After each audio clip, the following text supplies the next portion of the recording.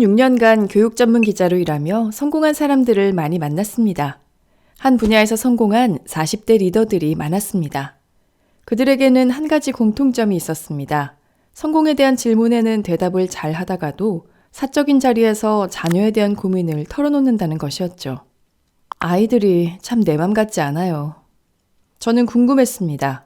자녀를 잘 키운다는 것이 얼마나 어려운 일이기에 이렇게 성공한 사람들조차 발을 동동 구르는지 말입니다. 이런 생각은 제가 아이를 낳으면서 더 커졌습니다. 지금까지 공부와 일은 문제없이 잘 해냈는데 엄마가 되자 아이를 어떻게 키워야 할지 막막했습니다. 유명한 교육 전문가들을 만나 궁금한 것을 묻고 또 물었습니다.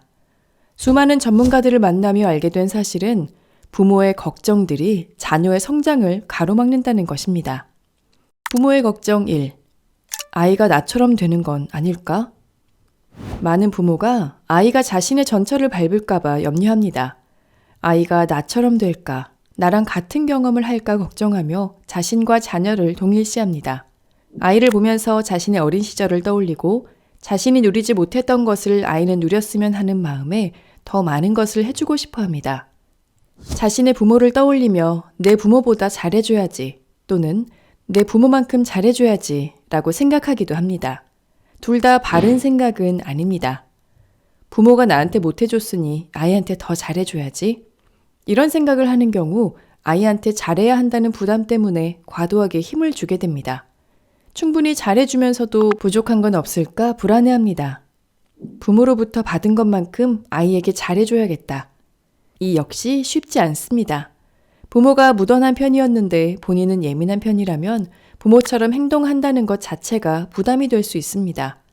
정신과 전문의 정우열 원장은 좋은 부모가 된다는 건 원부모에게서 정신적으로 독립하는 것이라고 말합니다. 그러려면 원부모와의 감정을 꺼내어 살펴봐야 합니다. 저 역시 그런 경험이 있습니다. 아이들과 여행을 갈 때마다 제가 어렸을 때 여행은커녕 기억에 남는 외출조차 해본 적이 없다는 생각이 들더군요. 저는 부모님께 이런 부분을 속상했다고 말씀드렸어요. 나 어릴 때 여행 좀 많이 다니지. 추억이 없으니 속상하네. 그랬어? 그땐 사는 게 바빠서. 감정을 표현하자 마음이 조금은 편해졌습니다. 그 경험이 자신의 삶에 영향을 준다는 것을 인정하면 아이와 자신을 동일시하지 않게 되고 아이를 대하기가 좀 더 편안해질 것입니다. 부모의 걱정 2. 우리 아이가 뒤처지진 않을까? 우리 아이가 대학에 못 가면 어떻게 하지? 아이가 초등학교에 입학하는 순간 이런 걱정이 생깁니다. 동네 엄마들에게 학원 정보와 교육 정보가 들려오고 우리 아이와 옆집 아이를 비교하게 됩니다. 아이의 의사와 상관없이 학습 계획을 짜고 사교육에 의지하고 성적에 연연합니다. 좋은 학원 레벨에 집착하기도 하죠. 하지만 이런 노력의 효과가 만족스럽지 않으면 답답한 마음을 아이에게 쏟아내게 됩니다. 아이는 스스로를 부족하다고 생각하며 자신감을 잃습니다. 12년의 긴 입시 레이스에서는 장기적인 전략이 중요합니다. 다른 아이가 하니까 식의 접근법이 아니라 우리 아이만을 위한 맞춤형 전략이 필요합니다.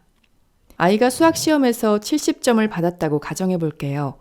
걱정이 된 부모는 바로 수학학원에 보낼 겁니다. 하지만 틀린 문제가 서술형 문제라면 이야기가 달라집니다. 아이는 수학이 아니라 문해력이 부족한 것일 수 있습니다. 그런데 수학학원을 보내면 더 못하게 될 가능성이 큽니다. 그래서 아이의 학습 상태를 파악해 계획을 세워야 합니다. 또한 아이의 실력이 부족한데 과학고 대비반에 보내거나 논술 전형이 축소된다는 입시 정보를 모른 채 논술학원에 보내는 것은 시간 낭비입니다. 입시 정보는 동네 엄마들에게 듣지 말고 직접 알아봐야 합니다.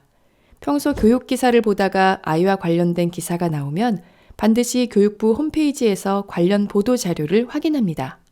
대입 자료는 대학 알림이, 대학 어디가 등에서 살펴봅니다. 제대로 된 정보가 있으면 절대 흔들리지 않습니다. 부모의 걱정 3. 어디까지 허용해줘야 할까? 최근에 한 기업에서 부모들을 위한 특강을 했습니다. 부모들의 고민 중 상당수가 부부의 육아관이 달라서 갈등이 생긴다는 내용이었습니다. 저는 통제적이고 아내는 허용적입니다. 남편과 자녀 교육관이 너무 달라요. 저는 아이를 키울 때 부모의 교육 철학이 무엇이냐 보다 그것이 일치하는지가 더 중요하다고 생각합니다. 부모가 일관성이 없으면 아이는 내적으로 갈등을 겪게 됩니다. 부모의 눈치를 살피고 결국 모든 행동을 의식하게 됩니다. 대표적인 경우 중 하나가 스마트폰 허용입니다. 한 명은 사용을 금지하는데 한 명은 허용하는 경우입니다.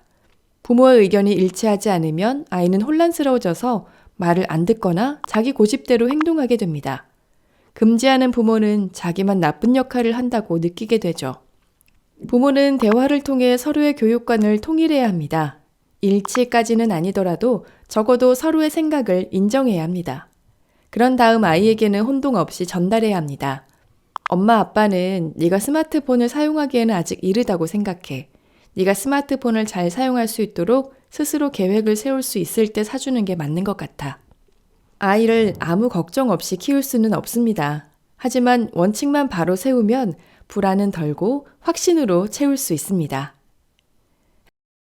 흔들리지 않는 부모를 위해 필요한 자녀 교육의 원칙. 자녀 교육 절대 공식. 이 콘텐츠가 도움이 되었다면 구독과 좋아요를 눌러주세요.